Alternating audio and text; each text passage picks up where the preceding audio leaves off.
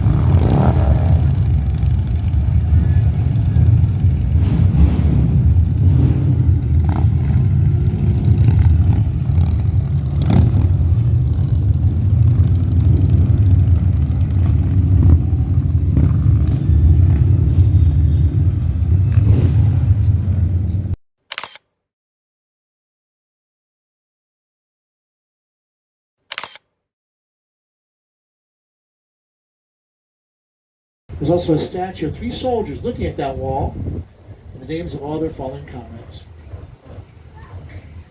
On your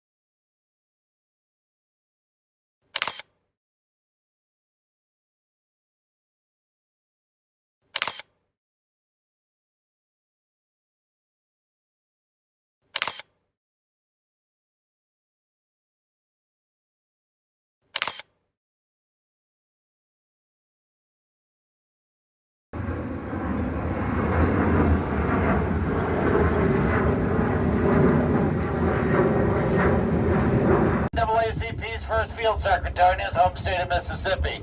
He investigated the murder of Emmett Till, and he himself tragically murdered in his driveway, June of 1963, buried here shortly after with full military honors. Now keep looking on the pasture side. This is what people expect to see when they come to Arlington National Cemetery. Seemingly endless rows of uniform grave markers, perfectly aligned horizontally, vertically, and diagonally. Grave markers are from the Veterans Administration. They're made of Vermont marble. They weigh at 230 pounds and are provided at no cost to the service member or their families. On the driver's side, you see private markers paid for by family and friends of the deceased, and as of December 2017, we no longer allow the installation of private markers due to space and cost of maintenance concerns. In March of 1963, President John F. Kennedy made an unannounced visit to Arlington National Cemetery.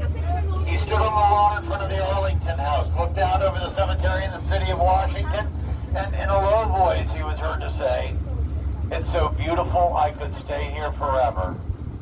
8 months later, assassinated in Dallas, Texas. The family originally planned to have the president laid to rest in the family plot in Brookline, Massachusetts. When Mrs. Kennedy was told of those words spoken here, those plans were changed, and that is why President John F. Kennedy is here at Arlington National Cemetery forever. Now, if you look on the pasture side up the hill in front of the Arlington House, you'll see a flagpole. That's about where President Kennedy was standing when he made those remarks. At the bottom of the hill on the driver's side, you'll see a walkway. If you look up the walkway to the crest of the hill. On the right side in a grove of trees is the final resting place of Captain Robert Todd Lincoln. He was the only child of President Abraham Lincoln to survive to adulthood. He served on the staff of General Ulysses S. Grant during the Civil War and later served as Secretary of War and Ambassador to the Court of St. James. On the pasture side hillside, Section 5 has justices from the Supreme Court, including William Rehnquist, Warren Burger, Oliver Wendell Holmes Jr., Got the father of the nuclear navy here, Admiral Hyman Rickover. Now, keep looking on the passenger side. You'll see a large memorial that says Weeks, and it has two built-in benches. Look to the right of it and behind. You'll see a tall black marker with a Star of David on top for Justice Ruth Bader Ginsburg. Directly behind the Weeks Memorial in the last row center, a dark green marker for Justice Thurgood Marshall, first African-American justice on the Supreme Court. You can see the Arlington House on the passenger side. Below it, the low gray curved wall is the gravestone of President John F. Kennedy with the eternal flame. Next to President Kennedy, First Lady Jacqueline. They are flanked by their two infant children. Nearby, we have his brothers, Robert and Edward, and a memorial marker for their brother Joe Jr., killed in action over the skies of Europe during World War II. His body was never recovered. Now we're coming into a stop from President Kennedy's gravesite with the eternal flame. I'm going to ask you to remain seated until we come to a complete stop. Use the handrails, watch your step. To reach President Kennedy's gravesite, you're going to go straight back behind the tram, cross the street, go up the stairs, and go to the left. It's a short walk from here. Remember, we'll be running about 20 to 30 minutes throughout the rest of the afternoon. So please feel free, if you want to, you can walk up. At Navy during the Civil War, he's better remembered for his work with electricity. His corporate motto was, "You can be sure if it's Westinghouse." Now, on the passenger side of the vehicle, if you look down to the crest of the hill, you'll see huge oak trees, and under those oak trees are 4 oversized markers. That is Chaplain's Hill. You have chaplains from every major denomination, every branch of the service from the 20th and 21st centuries. Now, coming up on the driver's side, Section 7 is the final resting place of 5-star General George C. Marshall. Chief of Staff during World War II, Secretary of State, and Secretary of Defense for President Harry S. Truman. He was the principal architect of the Marshall Plan, which helped European nations out of an economic depression at the close of World War II. For that, he received the Nobel Peace Prize. He was the only Nobel laureate here at Arlington National Cemetery. And General George C. Marshall is the only 5-star general not to attend the United States Military Academy at West Point, New York. Now we're going to have Section 7A coming up in a moment on the passenger side. We're going to have a small flagstone plaza with benches, Section 7A just beyond it. I want you to look in the back right-hand corner of Section 7A near one of those benches. You'll see a tree, and under that tree is a tall brown marker for World Heavyweight Champion Joe Louis. He was the heavyweight champion for over 11 years, served in the Army during World War II. Right next to Joe Louis, the government marker for Hollywood actor Lee Marvin, the star of such movies as The Dirty Dozen, received an Oscar for his performance in Cat Blue, and he was Liberty Valance in the movie, The Man Who Shot Liberty Valance. Now, just about in the center, you'll see a tall black marker with a rocket ship on it for Apollo astronaut Alan Rusa. He was on multiple Apollo missions. Now we're going to be going by the Tomb of the Unknown Soldier. It's going to be on the passenger side of the vehicle. As we go through this plaza, I am going to go silent, and gentlemen, I'm going to ask you to remove your hats out of respect for the unknown soldiers laid to rest here.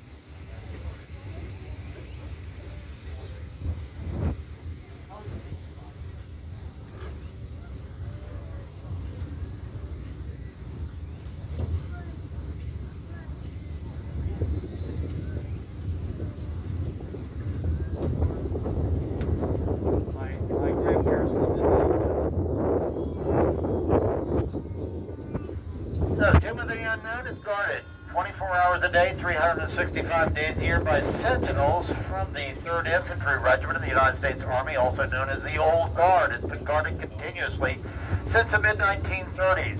Section 6 on the driver's side is the final resting place of Lieutenant General John A. Lejeune, 13th Commandant of the Marine Corps. Camp Lejeune in North Carolina named in his honor. He was known as the Marines' Marine.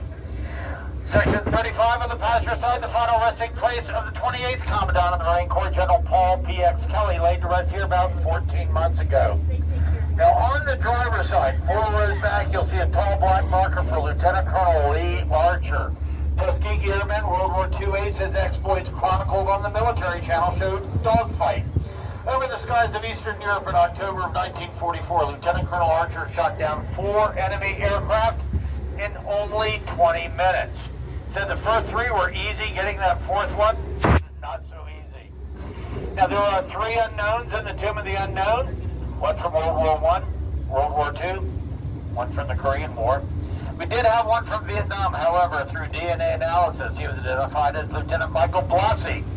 He was removed from the Tomb of the Unknown, and at the family's request, reinterred at the Jefferson Barracks National Cemetery in St. Louis, Missouri. Now, in a moment, we're going to go through a large intersection. I want you to look on the passenger side as we go through the intersection. You'll see a large octagonal memorial. This is the USS Serpents Memorial. The Serpents was a Coast Guard ammunition ship blown up off the coast of Guadalcanal in World War II. Took with it 250 servicemen, and they are buried under and around this memorial. That was the largest one-day loss of life ever for the United States Coast Guard. Now keep looking on the passenger side. These large gray markers are group burials. These are men who served together, fought together, died together, and they are buried here at our most hallowed ground together. Wow. Think of a common incident or accident like a plane crash, helicopter being brought down by enemy fire, ship sinking, or a vehicle in a convoy striking an improvised explosive device. Some of the reasons for group burials. Section 34 on the passenger side of the vehicle is the final resting place of the highest ranking military officer of all time, General John Blackjack Pershing. He was General of the Armies. That was a position created for him shortly after World War I. He was in command of all of our nation's military forces. General of the Army is equivalent to being a 6-star general. Now, they had no insignia, so General Pershing wore 4 gold stars on his shoulders, where generals wear silver stars. We have had one other general of the armies. That was an honorary title bestowed on George Washington during our bicentennial in 1976. Now, if you continue to look on the passenger side up at the top of the hill, there's a huge oak tree, and under that oak tree is the final resting place of 5-star General Henry Hap Arnold. He was General of the Army, General of the Air Force, and he was taught to fly by the Wright brothers. Now, also in Section 34, we have Corporal Ira Hayes. He was one of the flag raisers on Iwo Jima. If you look at the Associated Press photograph, he's on the far right. Corporal Ira Hayes was a Pima Indian from Arizona. He certainly suffered now from what we know as post-traumatic stress disorder. Had an absolutely tragic life. He's worth looking up. Also in this area, we have Corporal Frank Buckles, the last veteran of World War I. Died at the age of 110 in 2011. Lied about his age to get into the Army. Now keep looking on the passenger side. You'll see a clearing up at the top of the hill, and in that clearing is a freshly transplanted evergreen tree. The limbs are drooping because it is a fresh transplant. If you look behind it and to the right, you will see a government-issued marker for General John Blackjack Pershing. Behind it and to the left, another government marker for his 2 grandsons. Both served in the Army. One killed in action during the Tet Offensive, 1968 in Vietnam. Now, on the driver's side, these are mostly men who served for General Pershing in World War I. These were his doughboys. Among them, we have Corporal John Pruitt, one of only 19 men to receive more than 1 Medal of Honor. I'm often asked if Senator John McCain here at Arlington National Cemetery. He's at the United States Naval Academy Cemetery in Annapolis, Maryland. However, his parents and grandparents are here. His father and grandfather were both 4-star admirals. Now, coming up on the driver's side, the last tree along the roadway, if you look to the right of it, you'll see a larger dark gray marker, has 4 stars in a row and the name Johnson on it. If you go 3 markers to the right, you will see a government-issued marker for John Sidney McCain, Jr. This is the final resting place for Senator McCain's parents. Oh. His mother Roberta's information is on the back side. His mother Roberta passed away in October at the age of 108. Wow. Now, she was an oil heiress. Her father not happy with her dating a Navy man. I understand that entirely. And so she and John Sidney McCain Jr. eloped to Tijuana to get married. Now, Section 3 on the driver's side, the final resting place of Major Walter Reed. He was the medical officer in the Army at the turn of the century, stationed in Panama while they were digging the canal, and he discovered that yellow fever was transmitted by mosquitoes. He instituted extreme sanitary conditions, all but eradicated yellow fever at that time. He helped save thousands of lives. Also in this area, we have Major Jonathan Letterman. He was the medical director of the Army of the Potomac, largest Union army during the Civil War, and he developed a system of triage for treating battlefield wounded. Separate them into three categories. The first category, those lightly wounded, they could afford to wait. Second category, those that needed immediate medical attention. And the last category, those that were beyond help. Now, coming up on the driver's side, you'll see that this section becomes very steep, and you have standard markers on this very steep hill. You cannot bury someone on a steep hill like this. Each one of these markers says in memory of. These are memorial markers, also known as cenotaphs, a Greek word that means empty tomb. No one is buried here. These are memorials for those who qualified for burial at Arlington National Cemetery. However, their bodies were never recovered. Their ashes were scattered or they were buried at sea, but we do remember them here. Coming up on the driver's side in the front row, as it curves up the hill, second from the last grave marker on the right, will have gold lettering. That means it's a Medal of Honor recipient. Paul Ray Smith was the first Medal of Honor recipient in our Gulf War. It was his request to have his ashes scattered over the Gulf of Mexico, place he greatly enjoyed fishing. There's a rose at his gravesite.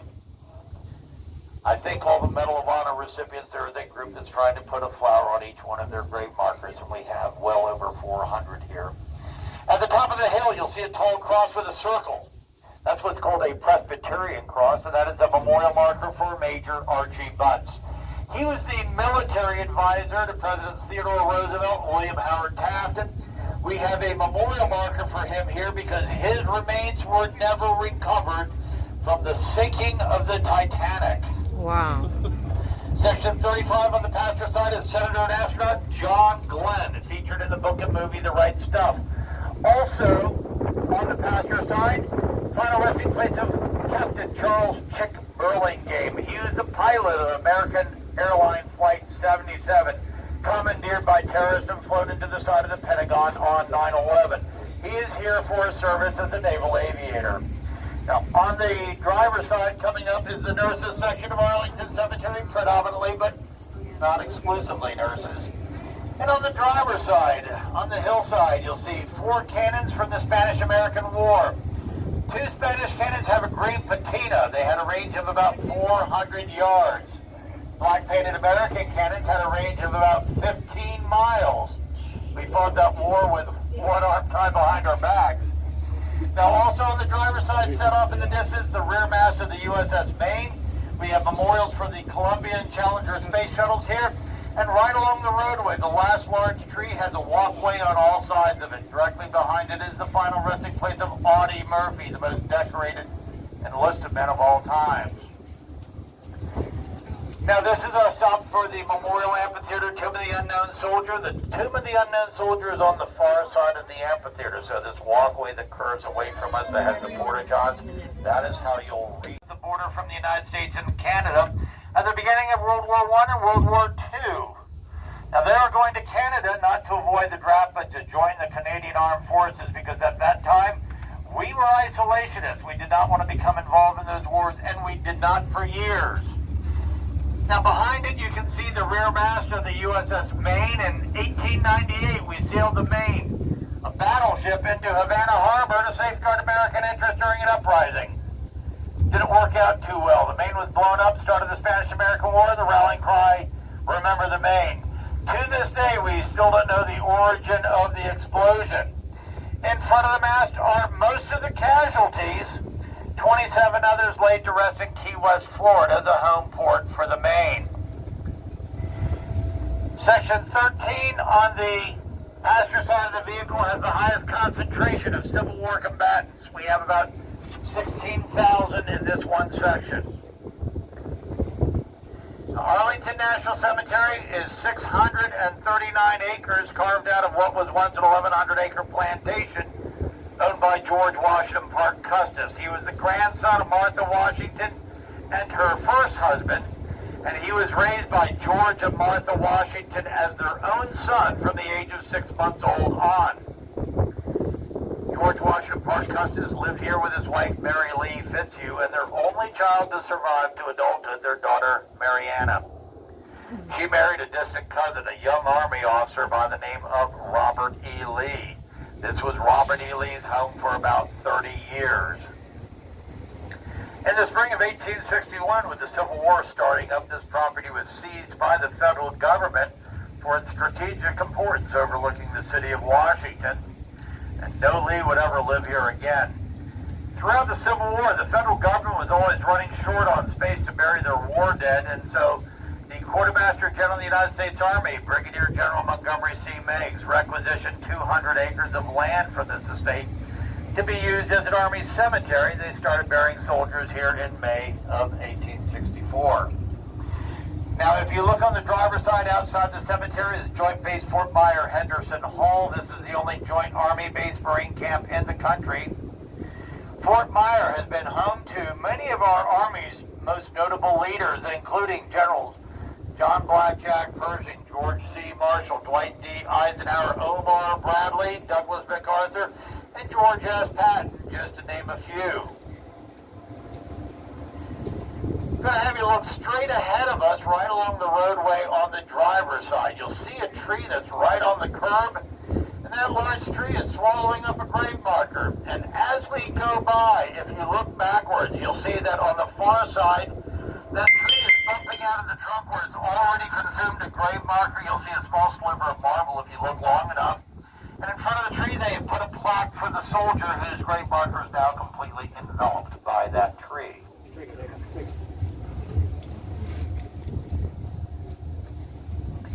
Now, in front of us is Section 1 of Arlington National Cemetery. Section 1 is not the oldest section.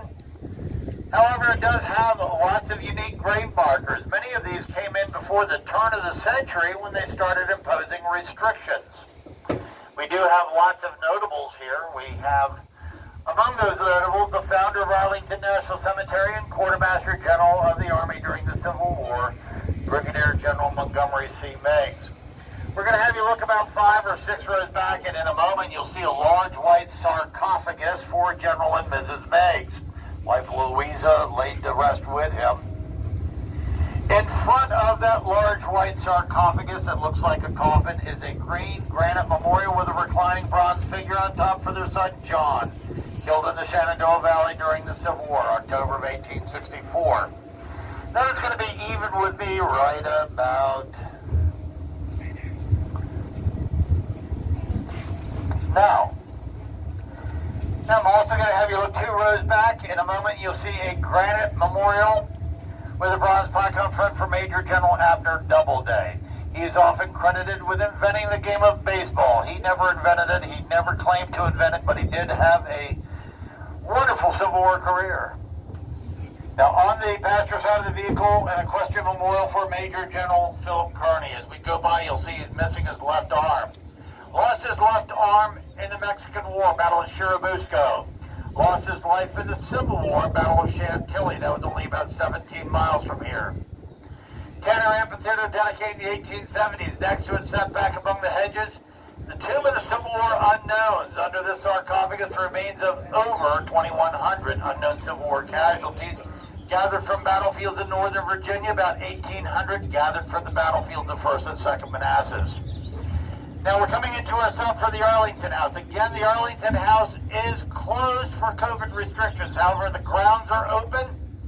Restrooms, bookstore are also open, and it's from the front portico. You have an absolutely spectacular view of the city of Washington, the cemetery, and it directly overlooks the gravesite of President John F. Kennedy with the eternal flame. So if you want to take Kodak, large-scale working plantation provided fuel, energy, heat, provided lumber for building, fencing, and for sale. And this was a livestock plantation. Here they raised cattle, sheep, swine, poultry, raised all the crops for those animals. They had orchards here and vegetable gardens, so this property is very much self-sustaining. Difference between what you see today in the Arlington woods and what you would have seen 180 years ago. Back then there wouldn't be a single downed tree. As soon as the tree went down, it would be immediately repurposed. Now on the pasture side, this is an old section of the cemetery. You can tell the old sections because they have the private markers that are paid for by family and friends of the deceased. New sections, or sections that were developed after 1946, only have government markers. Now there's an exception to that, and that's the oldest section of the cemetery, section number 27. There is no rhyme nor reason to the numbering of the sections here. Section 27 only has government markers, and that's because Arlington National Cemetery was established as a pauper cemetery. During the Civil War, Washington, D.C. was a sea of Army hospitals with young men dying every day. If their families could not afford the expense of having their loved ones' remains shipped home, they were laid to rest in one of approximately 20 cemeteries ringing the city of Washington. So if they could not afford the expense of having their loved ones brought home, they could not afford the expense of a private marker. Section 28 on the passenger side of the vehicle has the highest concentration of those who served our nation in Vietnam. Also has a large number of those who served in the Korean War here as well.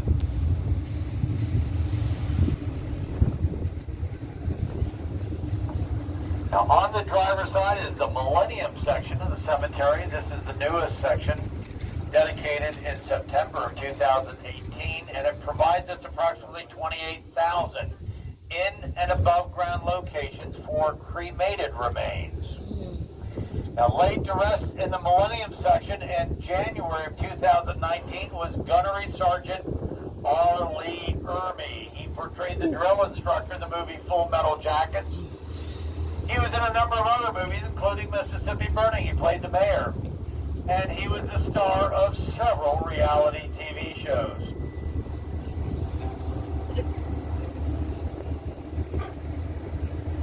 Now we're going to be going into the oldest section of the cemetery, section number 27.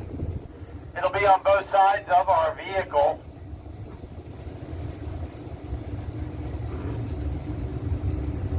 Now I want you to look ahead on the passenger side of the vehicle. In a moment you'll see small square markers. They look like white painted 4x4s stuck in the ground. These are for Civil War unknowns. We have about 5,000 Civil War unknowns throughout the cemetery.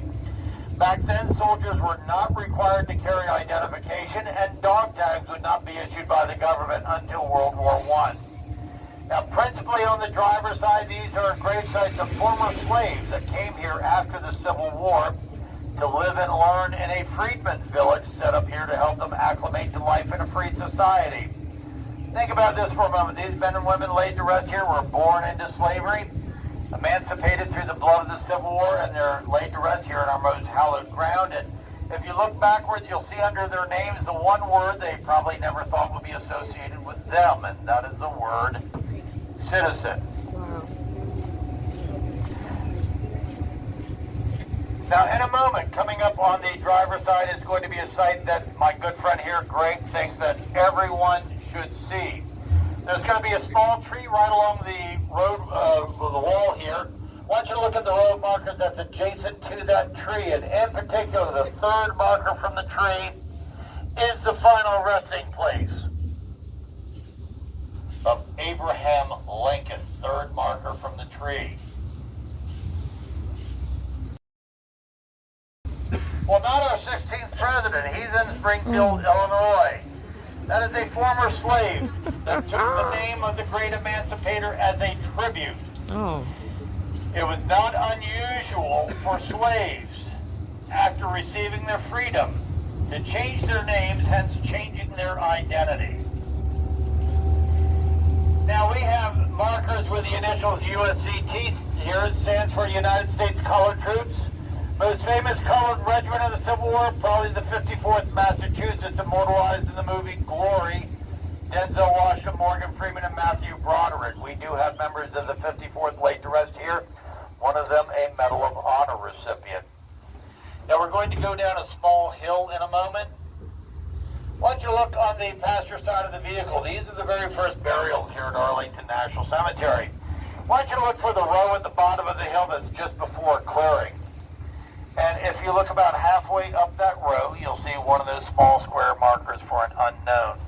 3 markers this side of it is Private William Crispin, the very first burial here at Arlington National Cemetery. He was laid to rest here on the 13th of May, 1864. He had served less than 2 months in the Army, dying from complications of the measles. More died from disease and enemy gunfire during the war. Now, coming up on the passenger side, after we go over this pathway, at the end of a row is a marker with a bronze plaque on back that depicts the raising of the flag over Iwo Jima. That is the final resting place of Corporal Rene Gagnon.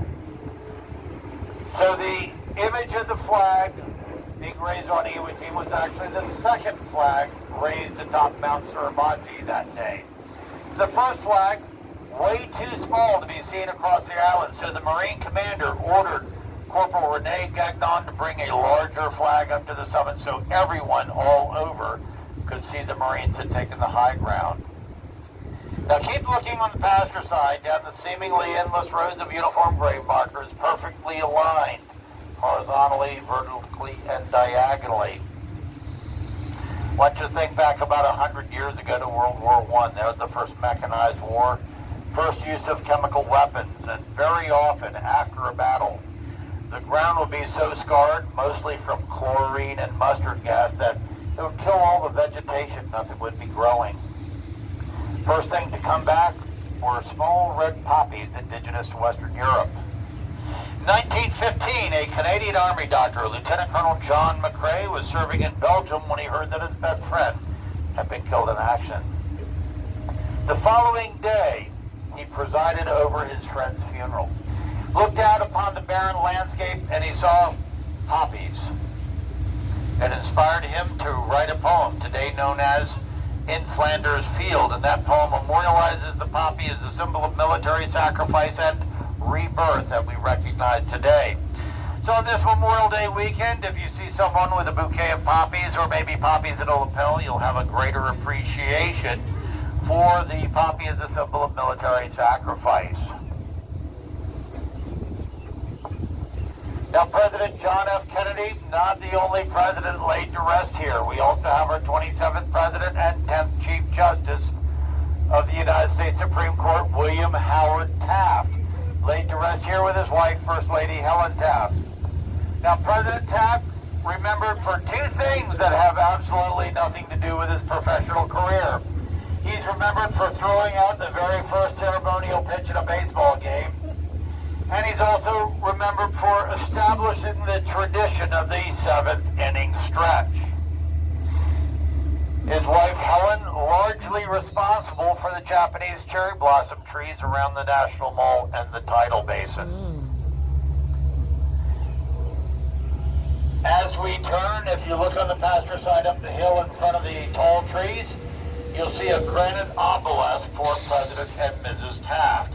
And we're going to go by a walkway that leads directly up to President Taft's gravesite. Now, halfway up that walkway on the left side is a huge holly tree. Adjacent to that holly tree on the left, in the second row, is a large marker with 5 stars in a circle for 5-star General Omar Bradley. Known as a GI's, generally of more men under his command in World War II than any other military leader in the history of the world, over 1.3 million men. This is General's Row, front and center, with the light gray grave marker, General Alexander Haig, who is our Secretary of State for President Reagan. Second from the left, with 3 stars on top in the West Point emblem, Lieutenant General Timothy Maud, the highest-ranking officer, killed at the Pentagon on 9/11. Now, behind General Haig, one row and over one section, you have 4-star General Lyman Lemnister. He was the chairman of the Joint Chiefs of Staff from 1960 to 1962. the highest-ranking military officer at that time. He later became the head of NATO. And I mentioned General Lemnister because he is my brother's godfather. Oh. We have any service members, veterans, or their families on board, Greg and I would like to thank you from the very bottom of our hearts for your service. It is because of your service we live in the greatest country on the planet. Because of your sacrifices, we have freedoms and liberties that are unknown through the rest of the world. Now, it is an honor for me to share Arlington National Cemetery with our guests. Arlington National Cemetery, the final resting place for my parents, for my only aunt and uncle, for my grandparents, both sets, and about 10 other close family relatives. So for me, this is truly our most hallowed ground. Now we're going to have a final message from retired 4-star General Colin Powell. This is General Colin Powell again. As you leave Arlington National Cemetery, I hope you will carry with you the message of what this solemn place represents, that freedom is not free. May God continue to bless the United States of America.